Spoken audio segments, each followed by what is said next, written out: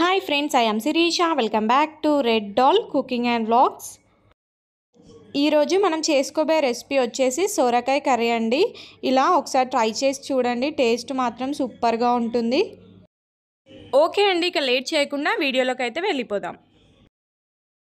ముందుగా stove on చేసుకొని pan పెట్టేసుకుందామండి. Pan అయితే వేడెక్కింది. ఇందులో ఒక 2 టేబుల్ స్పూన్స్ ఆయిల్ వేసుకుందాము. అలాగే కొంచెం ఆవాలు, కొంచెం జీలకర్ర వేసుకుందాము. అలాగే కొన్ని పల్లీలు వేసుకుందామండి. పల్లీలు మాత్రం తప్పకుండా వేసుకోండి, టేస్ట్ అనేది బాగుంటుంది. ఇవైతే వేగిపోయాయండి. ఇప్పుడు ఒక 2 మీడియం సైజ్ ఆనియన్స్ ఇలా పీసెస్లా కట్ చేసుకొని వేసుకుందాము. ఆనియన్స్ లైట్ బ్రౌన్ కలర్ వచ్చే వరకు వేయించుకోవాలి. ఓకే అండి, చూసారా ఆనియన్స్ అయితే వేగిపోయాయి. నెక్స్ట్ ఇందులో కొంచెం పుదీనా, కొంచెం కరివేపాకు, అలాగే కొంచెం కొత్తిమీర వేసుకుందాము. ఇప్పుడు వీటన్నిటిని ఒకసారి మిక్స్ చేసుకుందాము.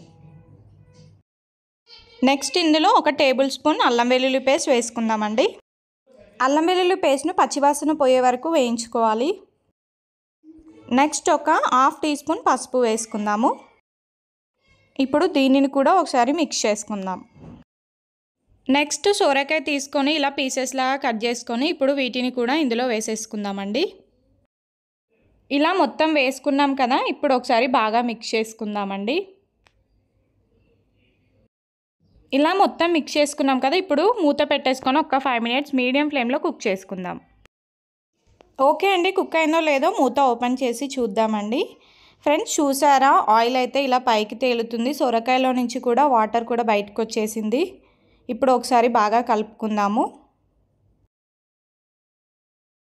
ఇలా మొత్తం కలిపేసుకున్నాం కదా, నెక్స్ట్ ఇందులో ఒక 6-7 పచ్చిమిర్చి తీసుకొని ఇలా పేస్ట్ లాగా చేసుకొని వేసుకోవాలండి.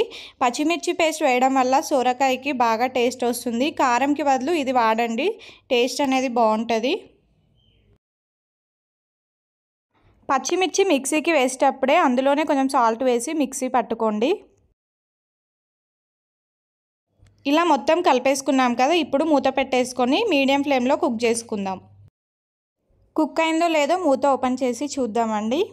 ఇప్పుడు ఒకసారి బాగా మిక్స్ చేసుకుందాము.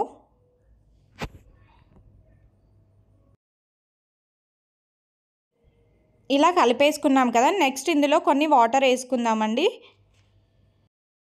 ఇప్పుడు ఒకసారి మిక్స్ చేసుకుందాం మళ్ళీ. ఇప్పుడు మూత పెట్టుకొని సొరకాయ పీసులు ఉడికే వరకు కుక్ చేసుకుందామండి. చూసారా, కర్రీ అయితే ఉడికిపోయిందండి. ఆయిల్ కూడా పైకి తేలుతుంది. కర్రీ అయితే రెడీ అయిపోయినట్లే.